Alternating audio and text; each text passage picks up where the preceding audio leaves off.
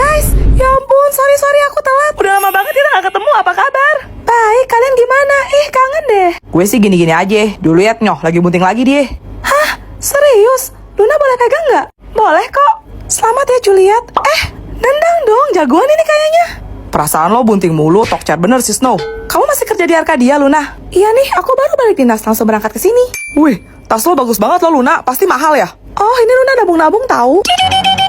Baru segitu doang aja udah bangga. Sombong banget sih kamu, Luna. Ah elah, kayak lo sanggup beli aja. Enak aja, bukan Mimi gak mampu beli. Cuma Mimi tuh gak suka sama tas yang ala-ala cewek gitu. Kalian kan tahu dari dulu selera Mimi tuh yang kayak cowok banget. Kalau yang menye-menye gitu sih, sorry, Mimi gak level. Siapa yang undang siluman ubur-ubur sih? Gak tahu. Amit-amit cabang bayi. Kamu lagi sibuk apa sekarang, Juliet? Aku cuma sibuk ngurusin anak di rumah, Luna. Soalnya si kembar Elliot sama Cello itu masih nakal banget tingkahnya. Makanya, kamu tuh harusnya menikmati masa muda. Bukannya nikah cepet-cepet. Kenapa? Takut gak laku ya? Jangan sampai tumbut sebelum pakai botol sirop ya. Sabar, Tifa, sabar. Ternyata setelah beberapa tahun berlalu, kalian tambah payah ya. Luna cuma jadi budak kantoran. Juliet jadi pembantu di rumah sendiri. Terus kamu, Tifa, aku denger tadi kamu gini-gini aja. Berarti kamu gak kerja dong jadi beban keluarga. Apa cuma Mimi ya satu-satunya yang berhasil sukses menjadi orang hebat? Oh, emangnya jadi pelakor itu hebat ya? Baru tahu. Kamu itu alih-alih simpanan pejabat Pertamingkem yang kena kasus korupsi sampai 1 kuadriliun kan? Kalian tuh jangan fitnah ya. 1 kuadriliun, maunya banyak uga. Kalau dibeliin somai dapat berapa ya? Terus siapa bilang Tifa pengangguran? Dia berhasil ngejar mimpi jadi konten kreator loh. Apa iya? Palingnya kecek-kecek. Nih, kamu lihat sendiri. Gak mungkin. Malam minggu gini cowok-cowok mah ninggalin kita camping. Oh ya Juliet, kita nyusul mereka yuk. Naik bus aja, pasti seru. Kamu tahu nggak cerita tentang bis 375? Oh enggak. Pada tahun 1947 di Cina, ada sebuah bis dengan rute Panmiken Shangshan. Ini adalah bis terakhir yang beroperasi malam hari itu. Hah? Seperti bis pada umumnya, isinya supir sama kondektur. Pas nyampe di halte, ada yang naik nih, seorang pemuda sama nenek-nenek. Berdua ya? Iya, mereka duduk di baris depan. Singkat cerita, bisnya jalan lagi dan berhenti di halte berikutnya, di mana ada 3 lelaki tua berpakaian kuno yang sedang melambaikan tangan mereka. Udah jam berapa itu? 3 pagi. What? Belum lama bisnya gerak, tiba-tiba si nenek mukul kencang pemuda yang naik bareng dia tadi, terus nuduh kalau dia itu copet. Loh, Kelar berantem debat, akhirnya si nenek minta stop di kantor polisi. Pas turun, si pemuda tetap kekeh kalau dia nggak salah. Tapi si nenek bilang dia tuh tahu dan emang sengaja ngelakuin semua ini. kok? Tadi saat di dalam bis, nenek memungut barangnya yang terjatuh. Lalu ia melihat dari bawah kolong kalau 3 lelaki yang naik barusan tidak memiliki kaki alias melayang. Keesokan paginya, bis 375 diberitakan jatuh di Bendungan Mien. Mereka mengevakuasi 3 jasad yang sudah membusuk, yakni supir, kondektur, dan seorang lelaki yang tidak dapat diidentifikasi. Apa? Yang anehnya lagi, isi tangki bis itu bukanlah bensin, melainkan darah. Lalu ketika polisi mencari pemuda dan sang nenek untuk dimintai keterangan, mereka berdua ditemukan sudah dalam keadaan tak waras. Maksudnya gangguan jiwa gitu? Jadi, masih berani naik bis malam-malam. Pagi-pagi udah bikin bete aja. Kia, ini kan barang-barang kamu. Kenapa bisa nyampe meja Cello sih? Iya, sorry Celo. Lanjut scroll TikTok Buku paket, buku catatan, kotak pensil. Cello siap belajar. Kia, meja kamu berantakan banget sih. Celo, boleh pinjam baju kamu nggak? Buat apa? Lap iler. Hehe. Jorok banget sih. Nggak mau sana. Kia, Cello udah bilang berapa kali botol minum kamu jangan di meja Cello dong. Sempit tahu. Ih, Bentar doang padahal. Pelit banget.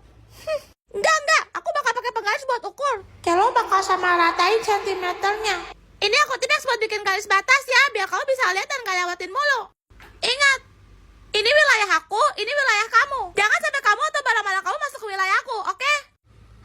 I'm okay, I'm fine, kencana. Jadi kalau sampai ada barang kamu di meja Cello lagi, itu bakal jadi punya Cello. Kok gitu? Lingkaran kecil, lingkaran besar. Ih, tuh kan Cia. Sekali lagi ya. Bener-bener nih orang. Iya, maaf deh. Parah banget sih Celo, kan aku juga gak sengaja. Ada kotak pensil nih di meja Cello. Berarti ini jadi hak milik Cello dong. Jangan dong Celo.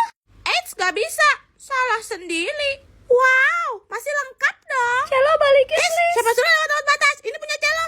Celo, aku janji nggak ngulangin lagi deh. Mayan. Wah, kotak pensil My Melody. Baru ya, Ais? Iya dong, ini tuh canggih banget loh. Pakai password dan banyak tombolnya. Wah, Cia mau lihat boleh nggak? Nggak boleh, nanti rusak. Orang miskin kayak lo mana mampu ganti kotak pensil semahal ini. Celo juga punya, tapi gambarnya Kulomi. Wah, kamu beli di mall kan? Iya, kemarin Celo nemenin mama soalnya. Aku juga. Kayaknya kita beli toko yang sama deh. Nanti kita jalan bareng yuk. Cia mau ikut boleh nggak? Nggak boleh. Ini tuh khusus anak-anak sultan aja. Lagian, orang miskin kayak lo tuh kamu bisa beli apa? Paling cuma lihat-lihat doang. Kok kamu ngomongnya kayak gitu sih, Ais? Soalnya hari ini Celo nggak bisa. Celo udah janji jajan takjil duluan sama Kia. Celo.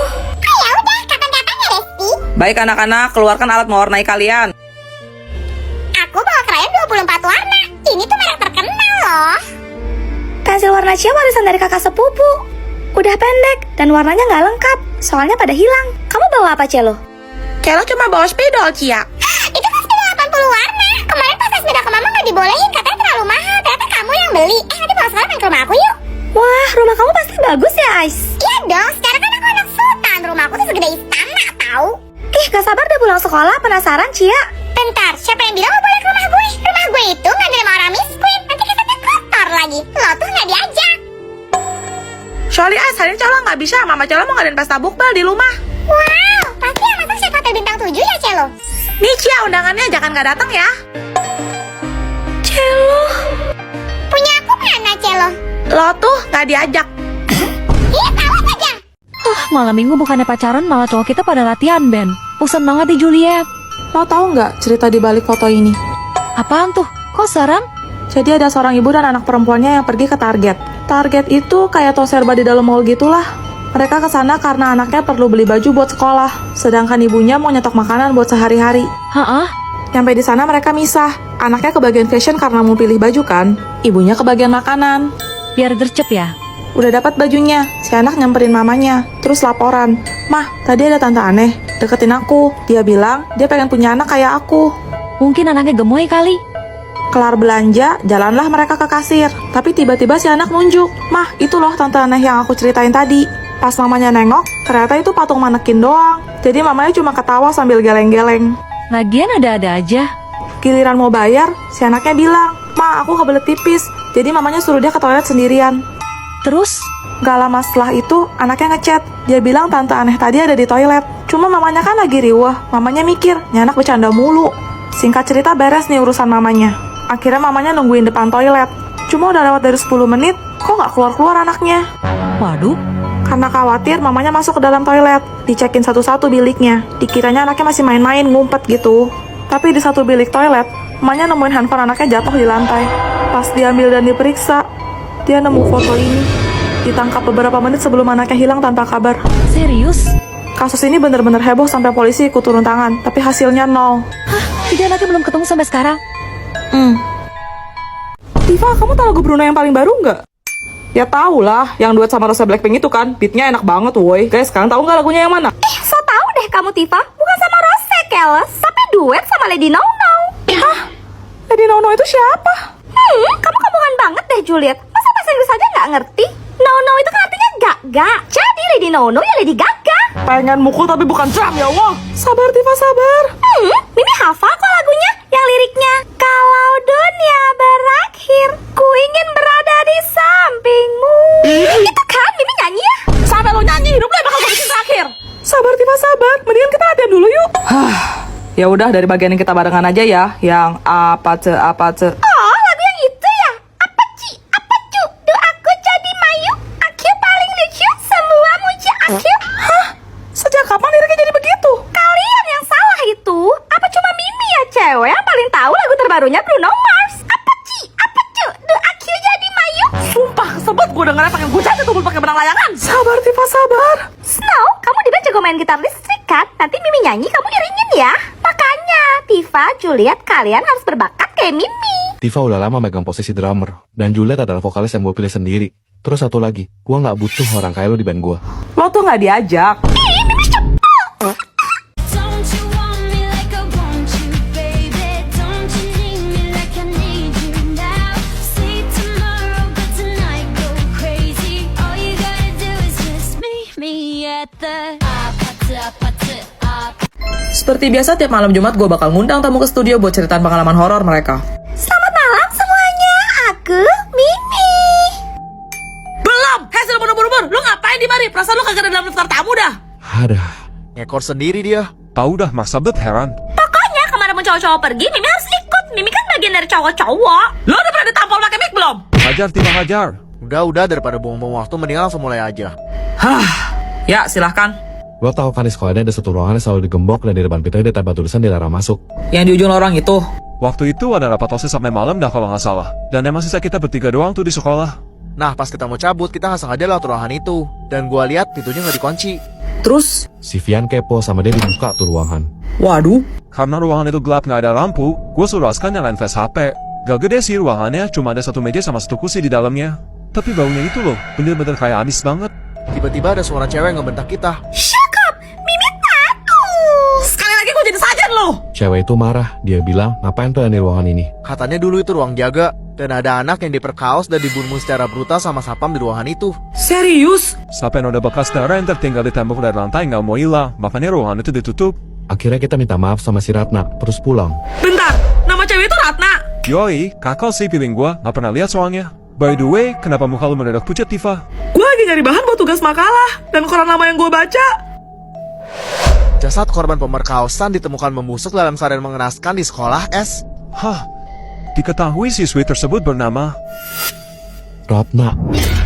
Oh ya Tifa, kamu udah kerjaan permat belum? Suara lu kenapa ya Juliet? Harusnya aku yang nanya Tifa, suara kamu yang menggelegar kayak geledek itu kemana? Tadi gue habis dari dokter sih, terus kata dokternya gue disuruh vokal rest. Jadi gak boleh teriak-teriak. Halah, bohong kamu Tifa. Bilang aja kamu mau cabar ke cowok-cowok kan? Yo, suratnya lihat sendiri. Jangan cari perkara deh, gue slapet juga tuh bibir. Udah Tifa, habis harus kita suara lo kalau dipaksa. Loh, Snow, suara kamu? Astaga, kamu sakit juga ya Snow? Tifa, Snow, mendingan kalian berdua istirahat. Jangan terlalu banyak ngomong dulu. Iya, pasti kalian lebay tau nggak? Cuma sakit tenggorokan doang aja kok. Justru bagus dong suara jadi serak-serak becek kayak Mimi gini. Bisa saingan sama mahal ini. Apa cuma Mimi ya cewek yang paling cocok jadi penyanyi? Aduh, patah lagi depan gua. Sabar Tifa, sabar. Hai Mimi, lo tuh lebih cocok tidak mengisi suara Dora Cemong. Ih, Mimi sebel. So, buat kalian yang nanya kenapa suaraku jadi gini, tadi aku habis dari dokter dan aku didiagnosa kalau pita suaraku tuh lagi mengalami inflamasi, pembengkakan gitu. Dan cukup serius karena kalau memang masih mau dipaksa, pita suaraku bisa rusak. Dan konsekuensi paling buruknya itu adalah aku bisa kehilangan suaraku selamanya secara permanen. Ini aku ada catatannya kalau kalian nggak percaya ya. Dokternya tuh bilang kalau aku harus vokal rest, terus dilarang teriak-teriak dan berbicara keras, sama terakhir dilarang banyak ngomong. Jadi ya maafin kalau misalnya ntar durasi dramanya bakal jadi pendek-pendek, dan maafin juga kalau suaraku berubah gitu untuk sementara waktu, karena kayaknya aku bakal istirahatin vokal aku dulu. Ya doain aku cepat sembuh ya guys. Thank you. Seperti biasa tiap malam Jumat gue bakal ngundang tamu ke studio buat ceritain pengalaman horor mereka. Selamat malam Juliet. Malam Ceh. Silahkan. Kejadian ini aku alami waktu aku masih kelas 6 SD. Pagi itu hujan, dan cuman kelas aku doang yang masuk, soalnya ada air panas. Pas pulang, karena itu hari terakhir kita sekolah, kita main petak umpet rame-rame. Asik nih. Aku naik ke loteng atas. Itu kayak ruangan rapat guru yang udah lama nggak dipakai. Di sana ada meja panjang bersekat, yang kalau mau masuk ke dalam kolongnya harus jongkok gitu. Aku ngumpet di situ, terus aku tarik kursinya supaya nggak kelihatan. Ngerti. Nggak berapa lama aku dengar ada yang naik. Soalnya tangannya kan dari kayu, jadi bunyi krit gitu. Habis itu aku lihat dari sela kursi ada yang lewat, walaupun cuma kaki doang sih. Dia pakai kaos kaki rendah sama sepatu warna hitam. Aku tahan nafas supaya nggak ketahuan. Tiba-tiba ada yang teriak, "Weh, yang jaga." Terus aku mikir, oh berarti ini teman aku juga nih, mungkin lagi nyari tempat ngumpet. Jadi aku berani keluar. Ya. Tapi pas aku bangun, aku cari, kok nggak ada siapa-siapa. Apa dia udah ngumpet juga kali ya? Aku nggak ambil pusing sih. Terus aku turun cari tempat lain. Terus selesai main, kita jajan es. Terus kita pulang jalan kaki rame-rame. Tengah jalan aku nanya dong, tadi siapa yang naik ke loteng atas? Siapa? Tapi katanya nggak ada, Ceh. Aku kekeh dong, aku bilang ada kok. Tadi pakai kaos kaki rendah sama sepatu hitam. Terus semua pada refleks lihat ke bawah. Tapi ternyata semuanya pada pakai sendal, Ceh. Aku baru ingat, tadi pagi kan hujan. Jadi semuanya ganti sepatu. Hah? Terus yang kamu lihat itu kaki siapa? Nggak tahu, Ceh. Aku kesepian. Aku juga mau ikut main dong.